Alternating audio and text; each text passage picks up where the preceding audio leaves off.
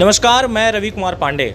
सीधी में इस टाइम पर एक चर्चित चेहरा जो कि न्यूज़ रिपोर्टर कनिष्क तिवारी के ऊपर एक बड़ा सवाल उठ रहा और कहीं ना कहीं उनको कोतवाली थाना अंतर्गत अरेस्ट भी किया गया था। लगभग जो 18 घंटे के आसपास उनको कोतवाली में रखा गया, जहां कहीं ना कहीं न्यूड उनकी फ़ोटो की बात हो रही है कि न्यूड फ़ोटो वायरल हो रही है। तो बता दें कि न्यूड उसको कहते हैं जो पूरे कपड़े ना पहने हुए हो, लेकिन उन्होंने अंडरवियर पहन रखा है जो कि चड्डी जिसको कहते हैं, और चड्डी गैंग करके इस टाइम पर स्टेटस भी लगाया जा रहा है। वहीं आप लोगों को मैं स्पष्ट करवा दूं कि इस मामले को लेकर के पूरा जो है कोतवाली थाना अंतर्गत से बात की गई थाना प्रभारी मनोज सोनी से, जहां मनोज सोनी के द्वारा ये बताया जा रहा है कि इस मामले में, जहां की आप लोगों को बता दूं कि फर्जी आईडी अनुराग मिश्रा के नाम से जो चल रही, उस आईडी में कहीं ना कहीं विधायक के बेटे का कई बार नाम बकलोल लिख करके, यानी कि बकलोल कोई गाली नहीं है, लेकिन फिर भी बकलोल लिख करके और कुछ अश्लीलता, कुछ ऐसे शब्द जो कि कहीं ना कहीं उनके नाम से शिकायत दर्ज की गई अनुराग मिश्रा के नाम से,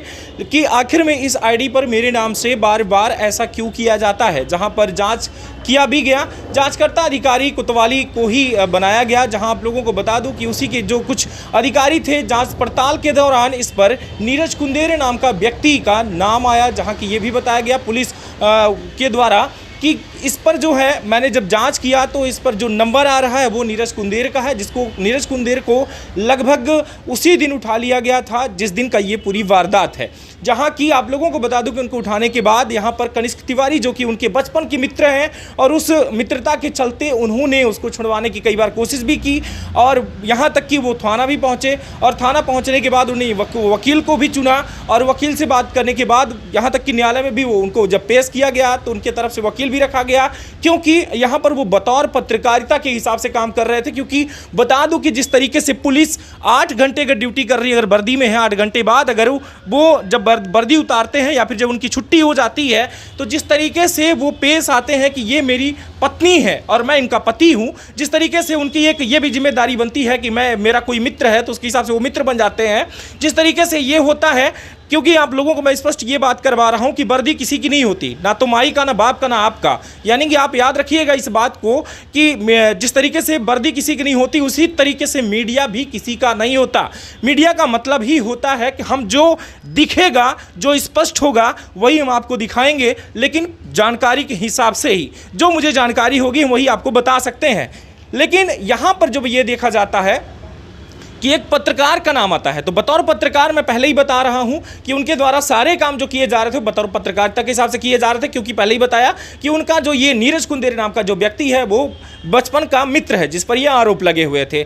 जहां की देखा यह गया कि तहसीलदार के ऑफिस में, तहसीलदार न्यायालय के कहीं ना कहीं उनके जो ये न्यायालय की बात होती है कि तहसीलदार भी एक न्यायपालिका है, न्यायालय में ले जाया गया और उनके द्वारा डायरेक्ट उनको जेल भेजा गया, जो कि 151 के तहत ये पूरी कार्यवाही की गई।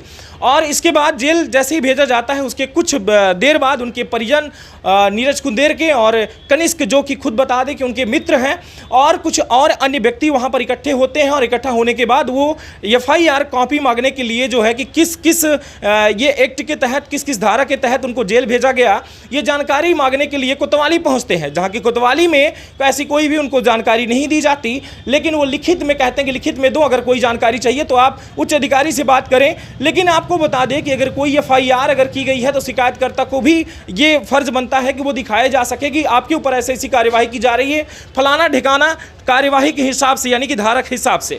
वहीं आप लोगों को बता दूं कि ये पूरी जानकारी, जहां तक कि मेरे को ये पूरा मालूम मामला है, और जहां मुझसे बात की गई कनिष्क तिवारी के द्वारा जो बातें आ रही हैं वो यही स्पष्ट की जा रही हैं कि यहाँ पर जो वारदात हुई वहाँ पर मैं बतौर पत्रकार था, लेकिन मेरा कैमरामैन वहाँ पर मौजूद था और इस पूरी चीज़ों को उसने कवरेज किया है। जहाँ आप लोगों को बता दूं कि वहाँ पर एक कागज़ में पूरे फर्जी जितनी भी आईडी सीडी में चल रही हैं उनको चुन कर एक लिस्ट बनाई गई, जो कि TI के हाथ में वो कागज़ भी देखा जाता है। हालांकि वो कागज़ लास्ट में कहाँ जाता है अभी तक ये स्पष्ट नहीं हो पाया कि आखिर में वो कागज़ जाता किसके पास है। लेकिन जो यहाँ पर बताया गया, जो कि यहाँ पर स्पष्ट एक वीडियो भी वायरल हो रहा कनिष्क तिवारी, जिसमें सीधे कह रहे हैं कि यहाँ पर मैं मौन तरीके से बैठने आया हूँ और बैठूंगा आपको जब तक ये कागज़ नहीं सौंप देता, जो मेरी जो डिमांडें हैं, जो मैं आपसे मांग रहा हूं आप मुझे अगर दे दे तो ठीक है, नहीं तो इस फलाना ठिकाना जो कि फर्जी आईडी की बात कर रहा हूं, जो फर्जी आईडी एक एक करके उन्होंने जो चूज किया था, उस आईडी पर भी आपको कार्यवाही करनी होगी। उस कार्यवाही को लेकर के कनिष्क तिवारी के द्वारा वो कागज़ टीआई साहब को सौंपने के लिए वो गए हुए थे।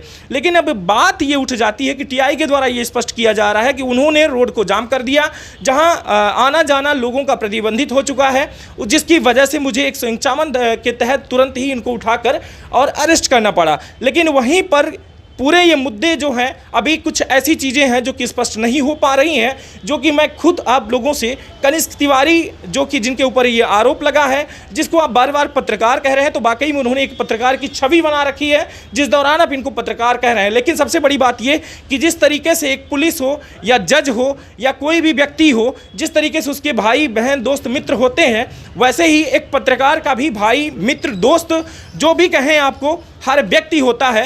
हर टाइम हम पत्रकार नहीं होते, अपने हम पत्नी के लिए पति होते हैं, बेटी के लिए बाप होते हैं, और जिस तरीके से अपनी माँ के लिए बेटे होते हैं, उसी तरीके से हम पत्रकार हर वक्त नहीं होते। हमारा भी एक रिश्ता होता है।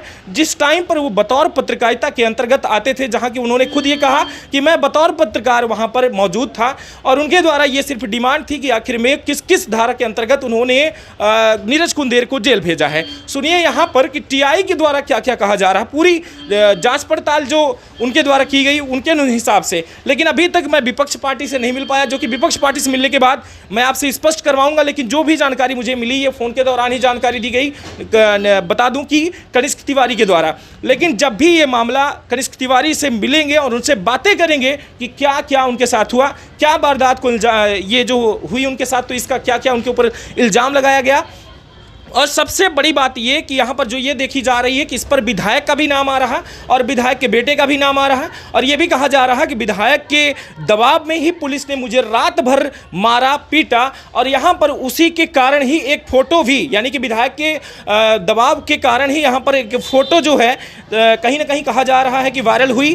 तो कैसे फ़ोटो वायरल हुई थाने से, ये स्पष्ट नहीं होता। मैं ये भी नहीं कहता कि विधायक के द्वारा हुई या पुलिस के द्वारा हुई। जब तक इस पर कार्यवाही या जाँच नहीं हो जाती तब तक हम ये नहीं कहते। लेकिन वहीं पर जो कि सिर्फ एक कपड़े, यानी कि कनिष्क तिवारी के द्वारा ये बताया जा रहा है कि मुझे वहां पर सिर्फ एक कपड़े में मेरा जो है कहीं ना कहीं जुलूस भी निकाला गया, जो थाना के बाहर ग्राउंड में ही लगभग रात को निकाला गया, और बार बार मुझे मारा गया, और मारने के बाद फ़ोटो खींची गई और फ़ोटो खींच करके वायरल भी की गई। लेकिन अब क्या पूरा मामला है वो स्पष्ट करवाएंगे। सुनिए ये कोतवाली टीआई मनोज सोनी का पूरा बयान। धन्यवाद, नमस्कार, जय हिंद। मैं आप सभी को बता देना चाहता हूं कि जो ये फ़ोटो वायरल हो रही है, जिसमें कहा जा रहा है कि ये सभी लोग सीधी के पत्रकार हैं, युवा पत्रकार हैं, उसमें सभी लोग पत्रकार नहीं हैं। सिर्फ एक व्यक्ति जो यूट्यूबर पत्रकार है, सब मालूम चला है मेरे को। बाकी सभी लोग आरोपी के या तो रिश्तेदार हैं, दोस्त हैं, और उसमें भाई भी हैं। क्या सर ये क्या मामला है, इन लोगों के ऊपर क्या मामला था? ये थाने में एक एफआईआर हुई है अभी कुछ दिन पहले। उसमें आईटी एक्ट के तहत एक मुकदमा कायम हुआ नीरज कुंदेर के खिलाफ। नीरज कुंदेर अपनी फर्जी आईडी बनाकर यहाँ के कुछ प्रतिष्ठित व्यक्तियों को, राजनीतिक व्यक्तियों को अपशब्द या उनके खिलाफ कुछ ऐसी बातें कह रहा था जो गलत है, आईटी एक्ट के तहत गलत मानी जाती हैं। उस पर कार्रवाई की गई थी, उसी को पकड़ा गया था, और उसके खिलाफ बाउंड ओवर भी किया गया 151 का, जो तहसीलदार था उसको जेल भेजा गया था। उसी बात पर विरोध होकर उनके परिजन, उनके दोस्त यार थाने के सामने 25 से 30 की मात्रा में इकट्ठा होकर बैठे, धरना प्रदर्शन किए और अनावश्यक बातें किए, और उनके खिलाफ मेरे द्वारा कार्रवाई की गई थी 151। बस इसी बात पर। लेकिन सर बात यह है कि थाने में कपड़े उतार के रखे जाना यहाँ कहाँ तक उचित है?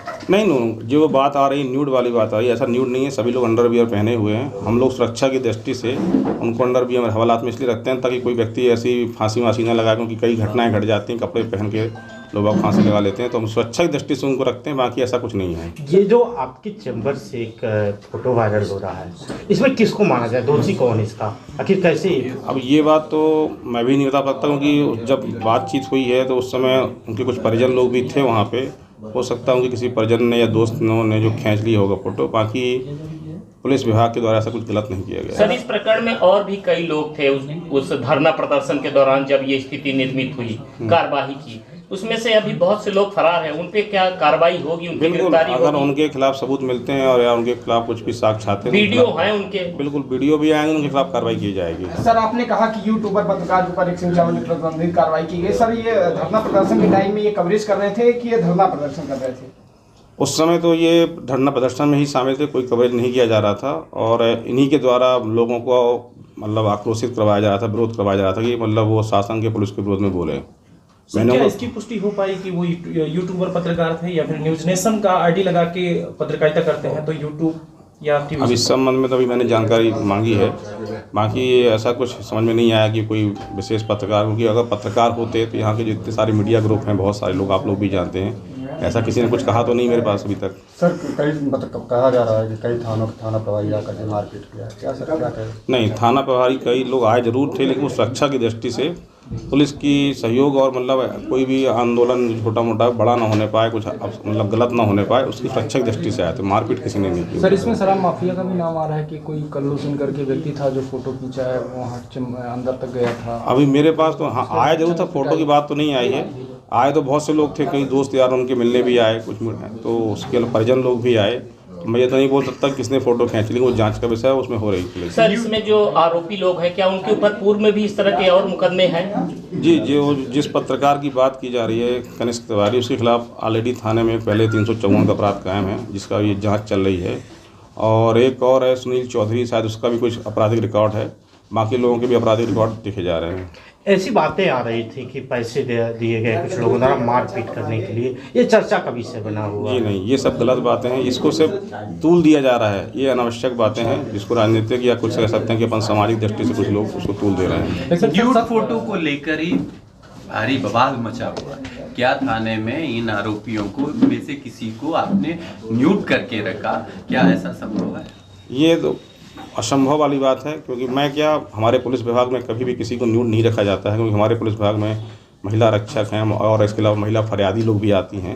ये असंभव वाली बात है कि हम लोग न्यूड किसी को रखते हैं। सर जिस दौरान फोटो खींची गई वहां पर फोटो में आपके भी सर आपका हाथ दिखाई दे रहा है सर, और फोटो भी जो खींचा गया है आपके राइट साइड से सर फोटो खींचा गया, तो सर आप क्या कहेंगे, कहीं ना कहीं सर आपके थाना की गोपनीयता भंग हुई? ये बात मैं भी स्वीकार करता हूँ कि थाने की गोपनीयता भंग हुई है और इसके लिए पुलिस अधीक्षक सीधी के द्वारा अलग से जांच की जा रही है और उसमें जो भी तथ्य आएंगे उनके खिलाफ कार्रवाई की जाएगी पुलिस अधीक्षक के द्वारा। और जो बात ये आ रही है कि मेरे द्वारा उनको मारपीट की गई तो असंभव गलत है, क्योंकि मैंने उनको सब समझाइश दिया था उस समय कि आप लोग ऐसी बातें ना करें, दोबारा ऐसी गलती ना करें, वो समझाइश दी गई थी। सर वहां पर यह भी देखा गया कि जो रोशनी मिश्रा नाम का करके एक आरोपी पकड़े गए थे जिनको आपने अरेस्ट किया था, उनके द्वारा ये बताया जा रहा है कि अभिषेक सिंह परिहार के द्वारा ये फोटो वायरल की जा रही। क्या सर अभिषेक सिंह परिहार वहां पर मौजूद थे? अभिषेक सिंह परिहार, जितेंद्र और शेषमणि और बहुत सारे 2-3 थाने पर और भी थे, लेकिन ऐसा कुछ तो मेरे सामने तथ्य नहीं आए हैं। इसकी तो जांच अलग से की जा रही है एसपी साहब के द्वारा।